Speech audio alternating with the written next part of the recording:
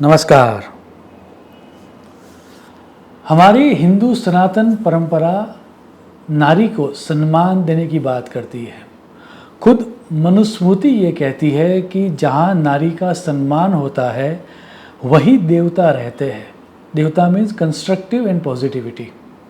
और जहाँ नारी का सम्मान नहीं होता वहाँ किए गए सभी कर्म व्यर्थ हो जाते हैं।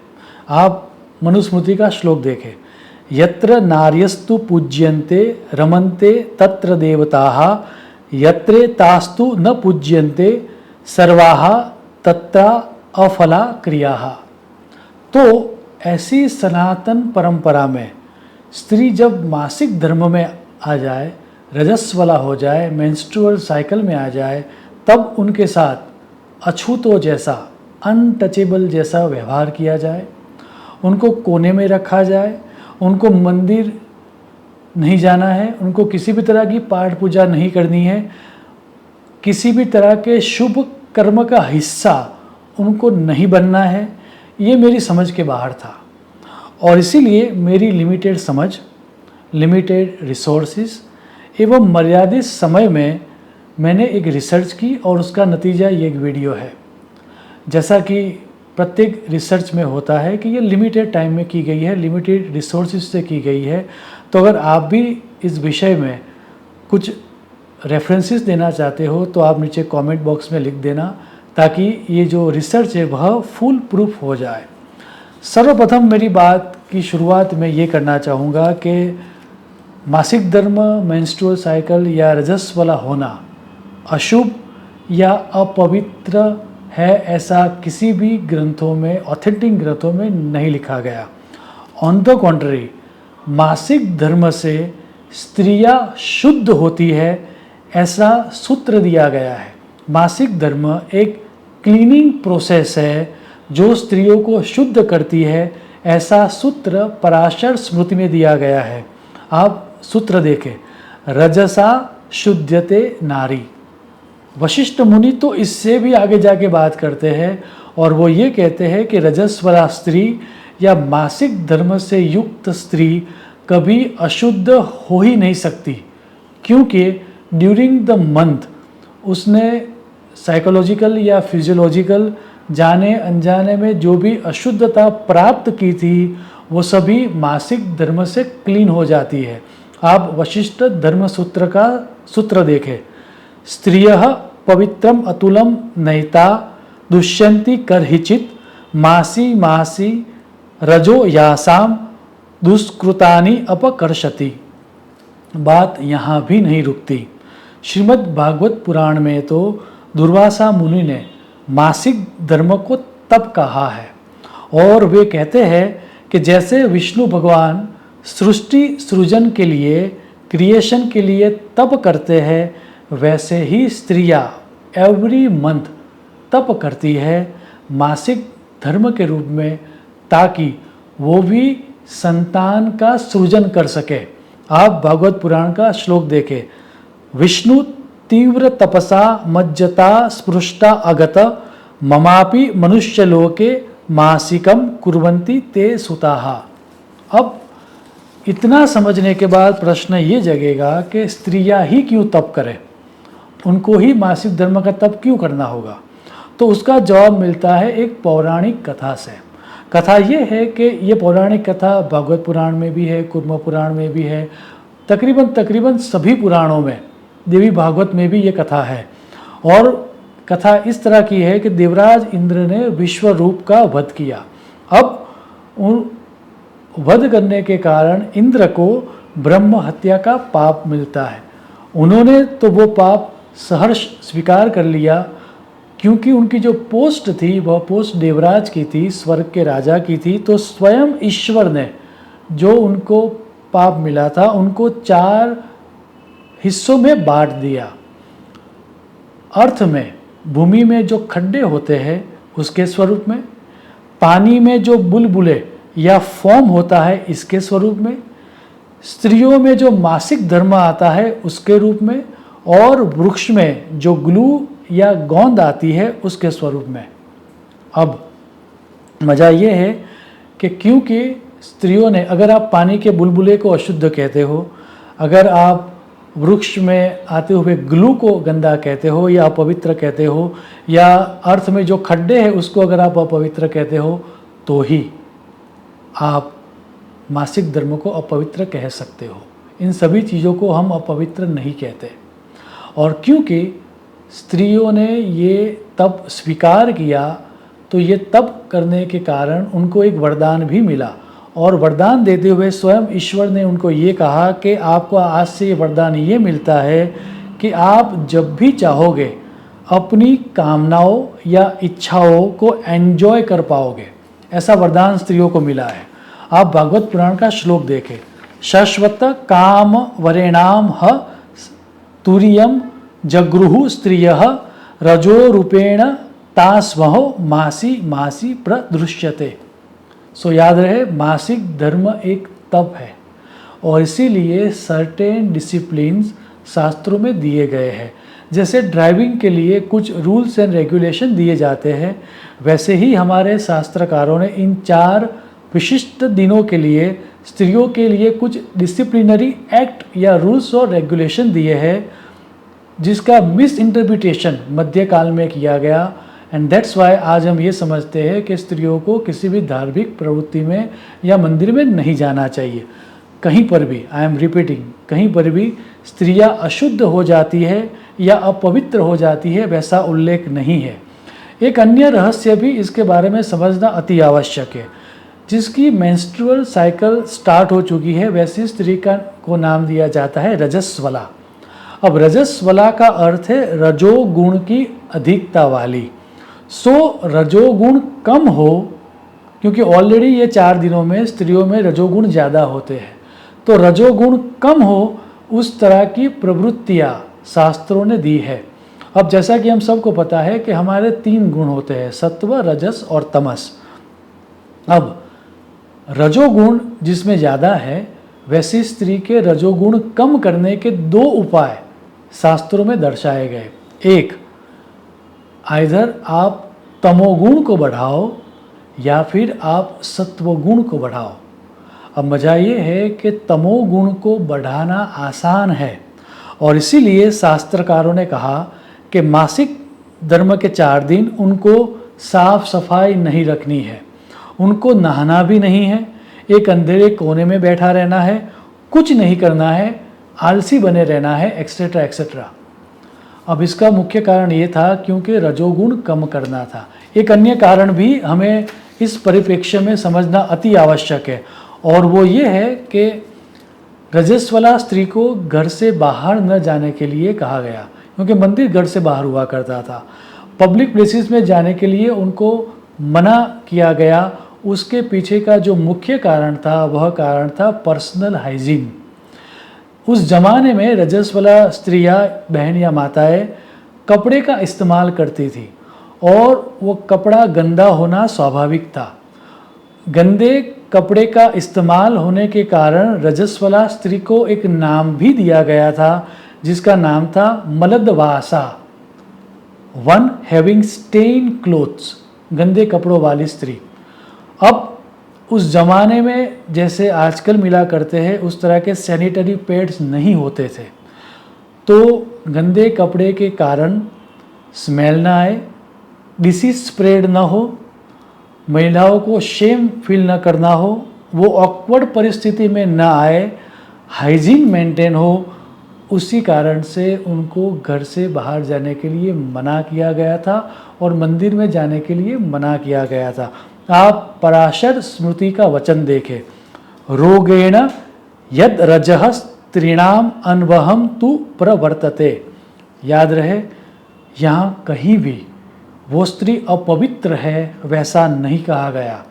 उसमें से जो मेंस्ट्रुअल साइकिल के दौरान जो ब्लड निकलता है वह अशुद्ध है, वह अपवित्र है, वो बात की गई है।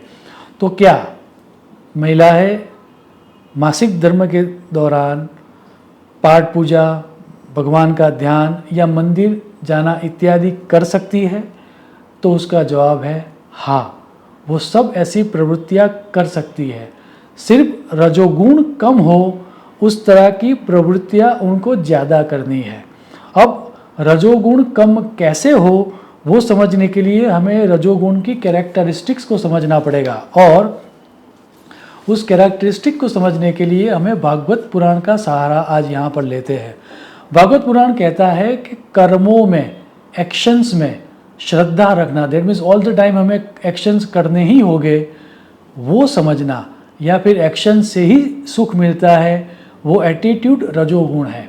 भागवत पुराण का सूत्र देखे, कर्म श्रद्धा तु राजसी। अब जो ऑलरेडी रजोगुण से एक्सेस है, वैसी महिलाएं अगर मासिक धर्म के दौरान प्रवृत्तियाँ करेगी तो उनको ही फिजिकल या साइकोलॉजिकल डिसऑर्डर होगा। और इसीलिए पराशर स्मृति में स्पष्ट कहा गया कि जैसे ही मासिक धर्म स्टार्ट होता है, देव और पितृ कार्य उनको नहीं करने चाहिए, क्योंकि उस जमाने में देव और पितृ कार्य यज्ञ के फॉर्म में हुआ करते थे। और यज्ञ एक तरह से देखने जाए तो वह राजसिक प्रवृत्ति थी, क्योंकि उसमें बहुत सारे लोग इन्वॉल्व होते थे। और मंदिर में जाना पब्लिकली एक्शन था, मंदिर जाने के लिए आपको पब्लिक के साथ एक्सपोज होना था। इसीलिए ये कहा गया पराशर स्मृति में कि जैसे ही मेंस्ट्रुअल साइकिल स्टार्ट हो, आपको देव और पितृ कार्य नहीं करना है। कुर्याद रजो निवृत्तो तु दैव प्रीत्यादि कर्म च। अब इनके पीछे का जो इंटेंशन था वो स्त्रियों को सोशली या इमोशनली या फिजिकली ट्रबल न हो, वो था। वे अपवित्र है, इसलिए उनको मंदिर जाना नहीं है, वो इंटेंशन नहीं था। एक अन्य सिद्धांत भी हमें समझने की आवश्यकता है, और वो ये कहा गया है जैसे ही मेंस्ट्रुअल साइकिल स्टार्ट होती है तो उस ज़माने में स्त्रियों को अकेले में समय व्यतीत करने के लिए कहा जाता था। अब उसके पीछे भी बहुत गहरा कारण है, और वो कारण ये है कि वह अछूत या अपवित्र हो जाती है, वो कारण नहीं है। रजोगुण कम करना था, वो मुख्य कारण था। अब रजोगुण को बैलेंस कैसे किया जा सकता है, अगेन उसका रेफरेंस हमें मिलता है भागवत पुराण से।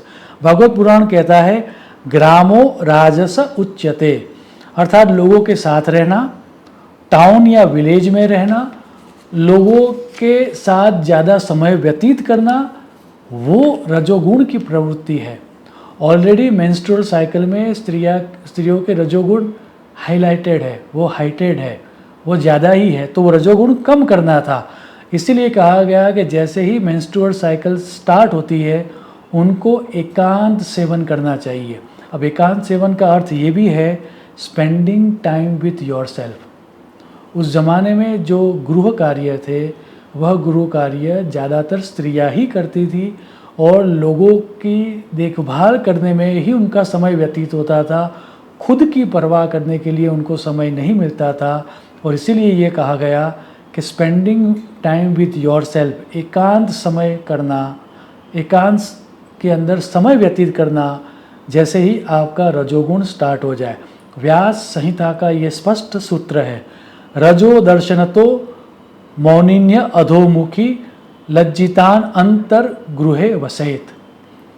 भागवत पुराण ही रजोगुण कम करने के लिए एक अन्य टेक्निक देते हुए ये भी कहते हैं कि सिर्फ अपने बारे में न सोचते हुए, सेल्फिश एक्ट न करते हुए, दूसरों के वेलबींग के बारे में हम सोचना स्टार्ट करेंगे तो उससे भी रजोगुण कम होता है।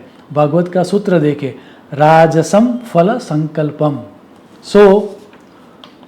हम सत्वगुण प्रधान एक्टिविटी करें, अपने सेल्फिश बिहेवियर को मेंटेन न करें, ब्रॉडर पर्सपेक्टिव रखें।